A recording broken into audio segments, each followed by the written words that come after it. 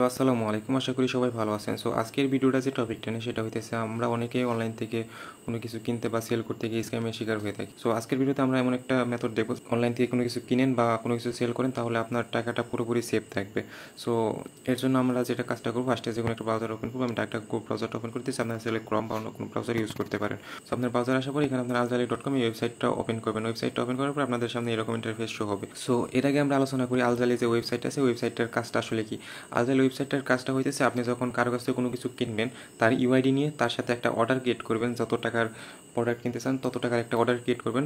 Order create করার পরে আপনার হইতেছে যে টাকার অর্ডারটা ক্রিয়েট করবেন ওই টাকাটা এই আলজালি ওয়েবসাইটে হোল্ড হয়ে থাকবে। আপনি যখন প্রোডাক্টটা হাতে পাবেন, হাতে পাওয়ার পরে যখন আপনি কমপ্লিট বাটনে ক্লিক করবেন তখন আপনি যে টাকার অর্ডারটা ক্রিয়েট করছিলেন ওই টাকাটা সেলারের কাছে চলে যাবে, মানে যার কাছ থেকে আপনি প্রোডাক্টটা কিনতেছেন। মানে এটা অনেকটা বাইন্যান্সের পিটুপির মতো, যারা বাইন্যান্সের পিটুপি ইউজ করছেন ওইটা মতো অনেকটা। ওখানে জাস্ট আপনার ডলারকে বেচা কেনা করতে, আর এখানে চাইলে আপনারা যে কোনো প্রোডাক্ট বাই সেল করতে পারেন পিটুপির মতো অর্ডার ক্রিয়েট করে। যে ওয়েবসাইটটা দেখাইতেছি ওয়েবসাইটের ডাইরেক্ট রেজিস্ট্রেশন লিঙ্ক আমি কমেন্ট বক্সে দিয়ে দেবো, সেখান থেকে আপনারা রেজিস্ট্রেশনে লিঙ্কে ঢুকে আপনারা এখান থেকে একটা অ্যাকাউন্ট ক্রিয়েট করে নেবেন। আপনার নাম, নাম্বার, ইমেল এগুলো কান্টিমাটি দিয়ে একটা অ্যাকাউন্ট ক্রিয়েট করে নেবেন। আমার অলরেডি একটা অ্যাকাউন্ট ক্রিয়েট করা আছে, আমি এখান থেকে সাইন ইনে ক্লিক করে সাইন ইন করে নিতেছি, জাস্ট একটু ওয়েট।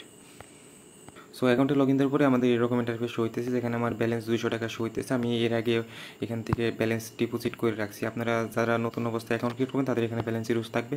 আপনারা এখান থেকে ডিপোজিটে ক্লিক করে, এখান থেকে যদি ডিপোজিটে ক্লিক করেন, ডিপোজিটে ক্লিক করার পরে আপনারা এখান থেকে ডিপোজিট করার অপশন পাবেন। এবার আপনি কত টাকা ডিপোজিট করতে চান এটা এখানে সিলেক্ট করবেন। এরপরে কোন পেমেন্ট মেথডে আপনারা ডিপোজিট করতে চান, বাইন্যান্স, বিকাশ, নগদ রকেট আছে, এখান থেকে যেটার মাধ্যমে ডিপোজিট করতে চান ওটা সিলেক্ট করবেন। সিলেক্ট করার পরে এখান থেকে যে নাম্বারটা দেওয়া আছে নাম্বারে আপনারা সেন্ড মানি করবেন। সেন্ড মানি করার পরে যে ট্রানজ্যাকশন আইডিটা থাকবে ট্রানজ্যাকশন আইডি এখানে পেস্ট করে সাবমিট করে দিবেন। সাবমিট করে দিলে আপনার 1 থেকে 2 ঘন্টার মধ্যে ডিপোজিট হয়ে যাবে। এরপরে আপনারা চাইলে এখান থেকে উইথড্র করতে পারবেন। যদি দেখা গেলো যে অর্ডার ক্রিয়েট করার দরকার হইতেছে না তখন উইথড্র করতে পারবেন, বা কোনো কিছু যদি সেল করে টাকা আপনার অ্যাকাউন্টে আসে সেক্ষেত্রে আপনারা এখান থেকে উইথড্র করতে পারবেন। উইথড্র বা ডিপোজিটে যদি কোনো সমস্যা হয় তাহলে এখানে যে সাপোর্ট অপশনটা দেখতেছেন এই সাপোর্ট অপশনে গিয়ে আপনারা একটা সাপোর্ট টিকেট ওপেন করতে পারেন। সাপোর্ট টিকেট ওপেন করে অ্যাডমিনদেরকে জানাতে পারেন যে আপনার কোন সমস্যা। সমস্যাটা জানালে আপনারা 24 ঘন্টার মধ্যে সমস্যার সমাধানটা পেয়ে যাবেন। সো এইগুলো ডিপোজিট, উইথড্র। সো এখন আপনারা কীভাবে কারোর সাথে লেনদেন করবেন এটা দেখি। এর জন্য আমরা এখানে যে অর্ডার অপশনটা দেখতেছি এই অর্ডার অপশনটার উপর একটা ক্লিক করব। ক্লিক করার পরে এখান থেকে আমরা ক্রিয়েট অর্ডারে আসবো। ক্রিয়েট অর্ডারে আসার পরে এখানে আমাদের কিছু জিনিস হইতেছে, সেটা হইতেছে অর্ডার টাইপ। এখন যদি আপনি কোনো কিছু বাই করেন তাহলে আই এম বাইং এটা সিলেক্ট করবেন, আর যদি কোনো কিছু সেল করেন তাহলে আই এম সেলিং এটা সিলেক্ট করবেন। আপনি যদি আই এম সেলিং সিলেক্ট করেন তাহলে সেলারের কাছে মানি রিকোয়েস্ট একটা রিকোয়েস্ট যাবে, সে যদি অ্যাকসেপ্ট করে তাহলে আপনি হইতেছে তার সাথে এটা সেল করতে পারবেন। আর আই এম বাইংয়ে যদি সিলেক্ট করেন তাহলে আপনার অ্যাকাউন্ট থেকে ব্যালেন্স কেটে সেলারের সাথে একটা অর্ডার ক্রিয়েট হবে। সো এখান থেকে আমি যেহেতু একটা প্রোডাক্ট কিনতেছি এর জন্য আমি এখান থেকে আই এম বাইং এই অপশনটা সিলেক্ট করলাম। অপশনটা সিলেক্ট করার পর আমি এখান থেকে এখানে সেকেন্ড যে অপশন এখানে আমাদের সেলার আইডি চাইতেছে। সো আমরা সেলার আইডিটা এনে এখানে পেস্ট করতেছি। মানে সেলার আইডি বলতে আপনারা এখানে যে ইউআইডিটা আছে, এখানে যে ইউআইডিটা আছে এই ইউআইডিটা এখানে দিতে হবে। মানে আমরা যার কাছ থেকে প্রোডাক্টটা কিনবো তার ইউআইডিটা এখান থেকে দিয়ে দিব। সো আমি তারপর ইউআইডিটা এনে এখানে দিতেছি, জাস্ট একটু ওয়েট।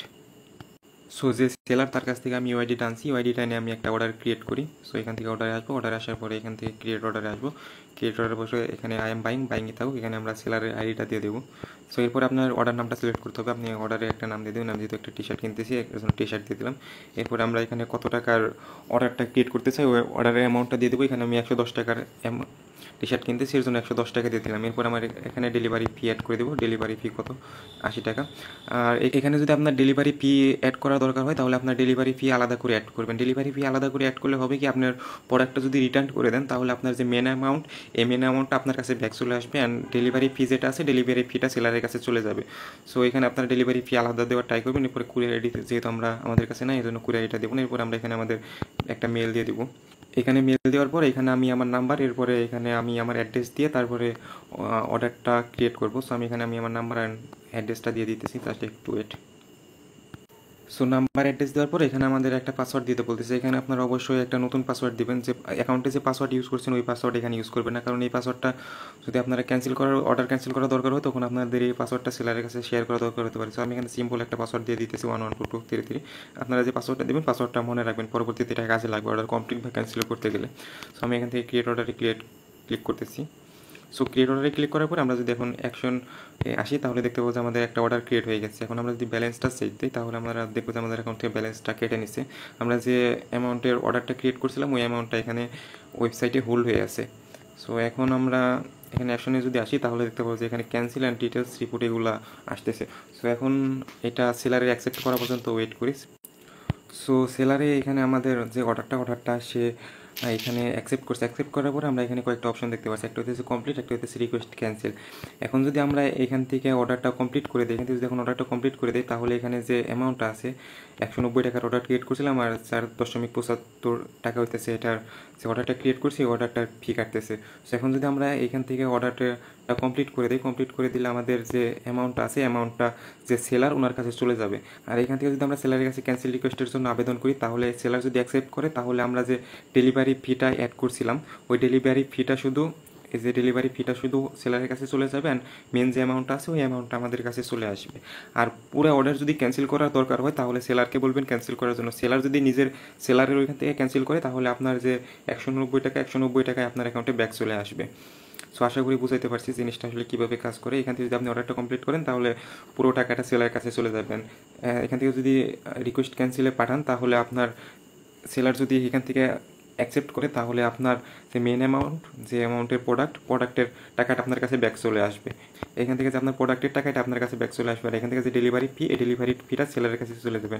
প্ল্যাটফর্ম ফি তো এখানে অলরেডি কেটে নিচ্ছে, এটা আপনি ব্যাক পাবেন না। সো এইভাবে আপনারা লেনদেন করতে পারেন। লেনদেন করে আশা করি স্ক্যামের শিকার হবেন না। এখন কথা হলো আপনি একটা প্রোডাক্ট কিনতেছেন, সেলার আপনার কাছে প্রোডাক্টটা দিতেছে না বা অর্ডার ক্যান্সেলও করতেছে না। এখন কি করবেন? এখন আপনারা এখান থেকে রিপোর্টে ক্লিক করে অ্যাডমিনের কাছে রিপোর্ট করতে পারবেন। অ্যাডমিনের কাছে রিপোর্ট করলে অ্যাডমিন এই পুরো বিষয়টা হ্যান্ডেল করবে। আমি এক্সাম্পল এখান থেকে একটা নন ডেলিভারি সিলেক্ট করে এখানে সাবমিট করলাম। সাবমিট করার পর এখান থেকে আমরা যদি মাই রিপোর্টে আসি তাহলে দেখতে পাবো যে এখানে আমাদের একটা রিপোর্ট জমা হয়ে গেছে। এখান থেকে বি রিপোর্টে যদি ক্লিক করি তাহলে এরকম ইন্টারফেস শো হইতেছে। এখানে কিছু সময় অপেক্ষা করবো, 5-10 মিনিট ওয়েট করলে আমরা দেখতে পাবো যে অ্যাডমিন এখান থেকে আমাদের রেসপন্স করবে। তখন এখান থেকে আপনি এবং সেলার দুজনেই অ্যাডমিনের সাথে সরাসরি কথা বলতে পারবেন। সরাসরি কথা বলে আপনাদের সমস্যাটা জানাবেন। সমস্যাটা জানালে অ্যাডমিন আপনার যে অর্ডারের সমস্যাটা সমাধান করে দেবে।